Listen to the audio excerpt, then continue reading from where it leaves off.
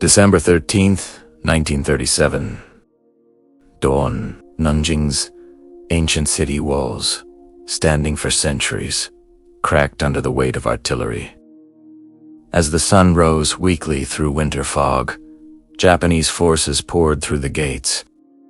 Inside, hundreds of thousands of Chinese civilians' families who had not fled. The elderly, women clutching infants, shopkeepers barricaded in their homes. Waited in silence. Many believed the worst fighting was over. The Chinese army had largely withdrawn. They were wrong. What began that morning unfolded over weeks into one of the darkest chapters of the 20th century. Soldiers moved house to house, dragging men into streets, accusing them of being soldiers in disguise. Bayonets flashed. Gunfire echoed in alleys. Women and girls were pulled from hiding places, screams piercing the cold air. Bodies piled along the Yangtze River banks, some bound, others burned. Fires consumed entire districts. In refugee camps meant for safety, terror still found its way inside. Eyewitness Minnie Vautrin, an American missionary running Jinling College as a shelter for women and children, wrote in her diary of nights when soldiers scaled walls, taking girls as young as 12. "They came again tonight," she recorded. Voice steady but heavy with despair. Demanding girls, we tried to protect them, but how many could we hide? John Rabe, a German businessman in the International Safety Zone, noted daily protests to Japanese authorities. Cases of rape increase hourly. Last night alone, dozens reported. Foreign observers, missionaries, doctors, journalists documented what they saw. Mass executions outside city gates, where groups of men were machined or used for bayonet drills. Looting that stripped homes bare, families torn apart. One survivor later recalled hiding under floorboards as soldiers entered her home. "They took my sister," she said years after, voice breaking. "We heard her cries, then silence." Another described watching neighbors marched away, hands tied, never to return. In occupied zones, beyond the small safety zone, where no foreigners watched. The violence spread. Unchecked villages burned. Civilians hunted in fields. This was not battle. This was occupation turned to systematic brutality. Civilians, unarmed and trapped, faced choices. No one should ED run and risk death, or surrender and face worse. Many did not survive the first days. For those who did, survival became a daily fight against hunger, cold, and the constant threat of raids. The city, once proud capital, became a place where humanity seemed to vanish. Yet amid the horror, small acts persisted. Neighbors sharing scraps of food, strangers shielding strangers, voices whispering warnings in the dark.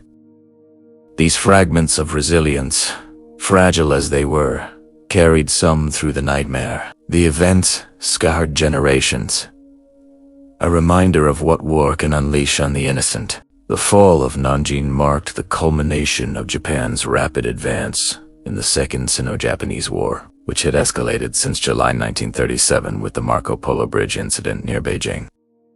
By autumn, Japanese forces had captured Shanghai after intense fighting, then turned westward toward China's capital. Nanjing, with its symbolic importance as the seat of the nationalist government, became the next target. Chinese leader Chang ordered a defense, but facing superior Japanese firepower and logistics, decided to abandon the city. On December 12th, the last Chinese troops withdrew or discarded uniforms to blend with civilians, leaving the population estimated at around 200,000 to 250,000, who remained largely defenseless. Many residents had already fled west. Those left were the poor, the sick, families unable to travel, and others who trusted rumors that civilians would be spared. Before the fall, a group of about 24 Westerners, businessmen, missionaries, doctors from Germany, America, Britain established the Nanjing Safety Zone, a roughly 3.8 square kilometer area in the city center. Modeled loosely on similar zones in Shanghai, it flew neutral flags and aimed to shelter non-combatants. The Japanese command initially agreed to respect it, allowing thousands to stream inside with whatever belongings they could carry. Refugee camps formed in schools, universities, churches. Ginling College alone sheltered up to 10,000 women and children under mini veterans' care. When Japanese troops entered on December 13th, discipline eroded quickly.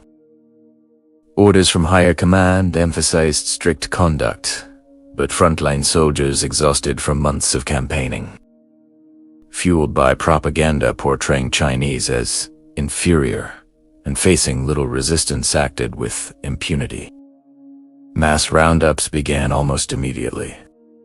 Men of military age were separated, accused of being hidden soldiers, and marched to execution sites along the river or in open fields.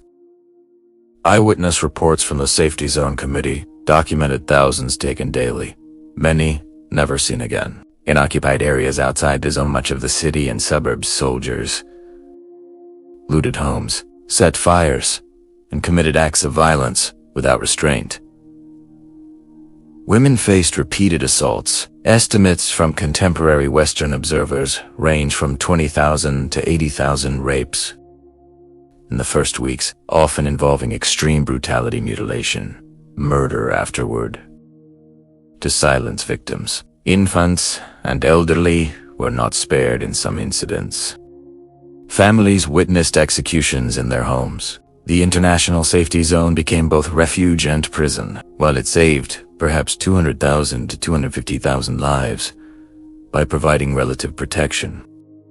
Soldiers entered repeatedly, demanding women or searching for men. Committee members like John Rabe sent daily letters of protest to Japanese authorities, listing cases December 16th to 30th, women taken from camp. December 17th, mass rape reported in multiple houses.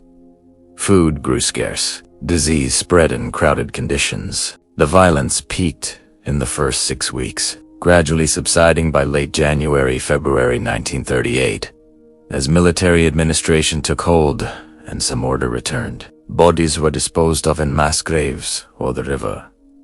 Many areas lay in ruins. The events drew international attention through smuggled reports and diaries, later used in post-war tribunals. For civilians, survival meant enduring constant fear, hiding during raids, rationing meager supplies, mourning lost loved ones. The occupied city became a landscape of ash and silence, where ordinary life had shattered. The safety zone offered fragile sanctuary, but even there, safety was never certain. This period stands as a stark record of civilian suffering in wartime occupation, documented through letters, diaries, and testimonies that have endured. December 13th, 1937. Japanese troops streamed through Zhongshan Gate, rifled riced voices sharp with commands. Civilians who had stayed behind peered from cracked shutters, old men, mothers with children, shop owners who thought hiding would spare them. Many had heard the army had left. The city seemed quiet for a moment. Then the searches began. Soldiers kicked in doors along narrow lanes, pulling men into the streets. Soldiers, show yourselves, they shouted in broken Chinese. Young men, even boys who looked old enough, were bound with ropes, marched in lines toward the river or open fields. Eyewitnesses later described groups of hundreds herded to sites like the Yangtze Banks or Mufu Mountain.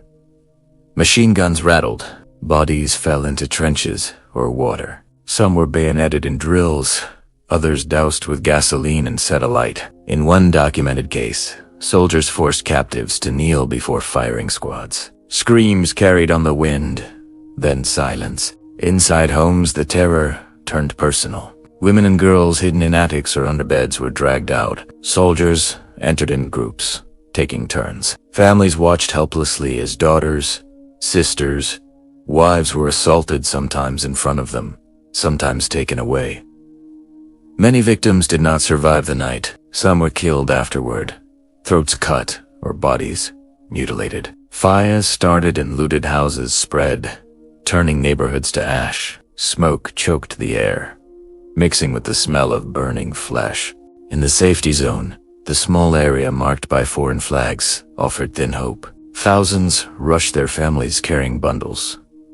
Elderly carried on backs. John Robb, the German chairman, stood at entrances, waving his Nazi armband to deter patrols. "This is neutral ground," he protested daily in letters to Japanese command. But soldiers slipped in anyway. On December 16th, reports reached the committee. Women pulled from shelters, raped in nearby buildings. Many veterans at Jinling College barricaded gates, herded girls into buildings. "They came over the wall again," she noted in her diary one night. "We hid as many as we could under beds, in closets." The cries, we could do nothing but pray. Twists came daily. A father disguised his son as a girl to avoid execution rounds. The boy survived, but the father was taken. A woman feigned illness, covering herself in filth to repel attackers. She lived. Others ran through back alleys, dodging patrols, only to find roads blocked by bodies. One survivor hid under floorboards for days, listening to boots overhead, sharing a single bowl of rice with siblings hunger-stricken. Water came from puddles. Disease crept in dysentery infections from untreated wounds. Heroics emerged in fragments. Neighbors whispered warnings. "Soldiers, come and hide now." Strangers shielded strangers, pointing patrols away. In Jinling, veteran confronted soldiers directly, standing firm as they demanded girls. "This is American property," she said, voice steady. Sometimes they backed off. Sometimes they forced entry anyway. Rape scenes, pulling women from soldiers' grasp, risking beatings. Committee members toured nightly, documenting cases. December 18th, men executed near the zone edge. Losses mounted relentlessly. Families vanished overnight. A mother searched streets for her son, only to find him among the dead at a mass grave. Children orphaned wandered, calling for parents who would never answer. In occupied zones outside the safety zone, most of the city raids were unchecked. Villages on the outskirts burned. Farmers fleeing fields were shot. Bodies floated down the Yangtze, a grim current of evidence. By late December, the peak of violence continued. Soldiers looted systematically furniture, food, clothing, leaving homes bare. Fires lit the night sky. Inside the zone, overcrowding strained resources. Rice ran low, latrines overflowed, yet people shared what little they had: a blanket, a sip of water, a story to calm a crying child. January 1938 brought uneasy shifts. Japanese authorities declared order restored, patrolling more formally. Some killings slowed, but sporadic violence persisted. Raids for hidden soldiers, assaults in quiet corners. Refugees hesitated to leave the zone. Many homes were gone, looted or burned. Survivors emerged cautiously, stepping over rubble, searching for kin. Through it all, small resistances held. A group of women in Jinling sang hymns softly at night to drown out distant screams. Men in hiding traded rumors of rescue. Foreign observers smuggled reports out, preserving records. Civilians endured not as warriors, but as ordinary people clinging to life, one breath, one hidden corner, one shared glance of understanding at a time. The days blurred into weeks of fear, grief, and fragile endurance. No grand battles, only the quiet fight to survive amid systematic cruelty. Early January 1938.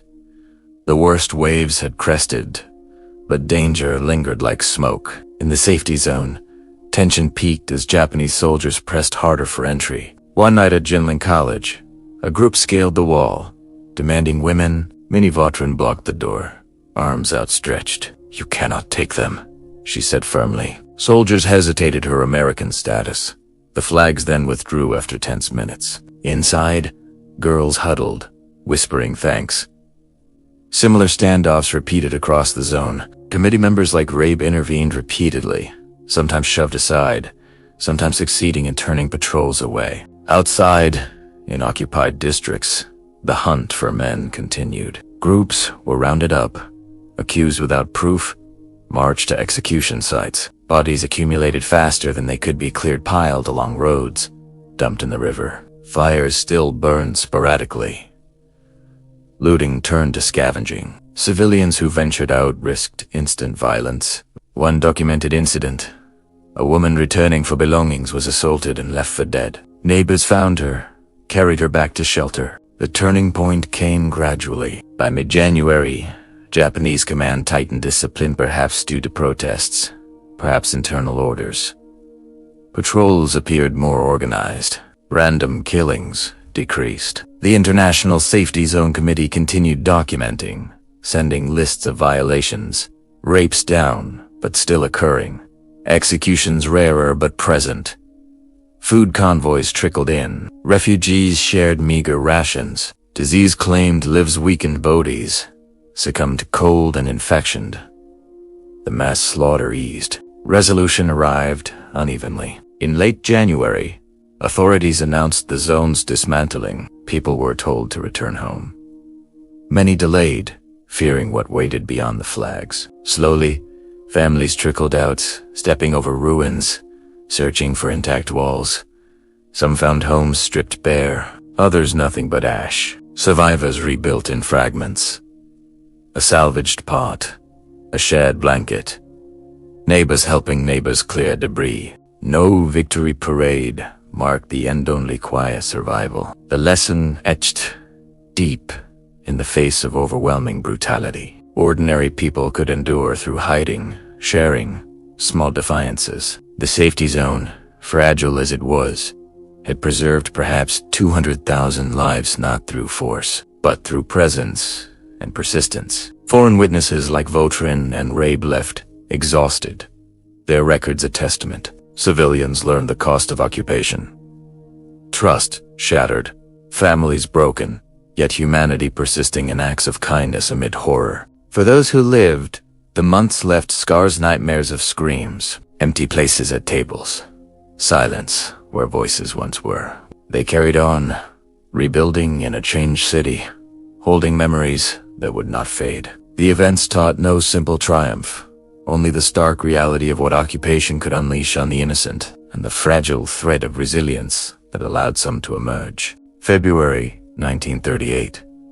The fires had died to embers. Nanjing's streets, once alive with vendors and children, lay quiet under gray skies.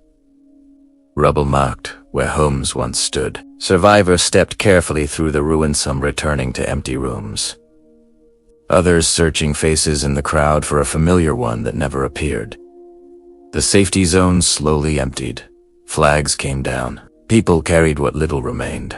A salvaged pot, a torn photograph, memories too heavy to leave behind. The months that followed brought no celebration, only the slow work of living on. Families rebuilt from fragments, shared meals of thin rice, neighbors helping to patch walls, children learning to play again amid the scars. Whispers of what happened lingered in every corner, passed quietly from one to another. The city, though wounded, began to breathe once more. Decades later, those who endured carried the weight still. In interviews and testimonies, voices trembled as they spoke of lost sisters. Bani said songs nights when screams replaced sleep. Yet in the same breath, many recalled small kindnesses.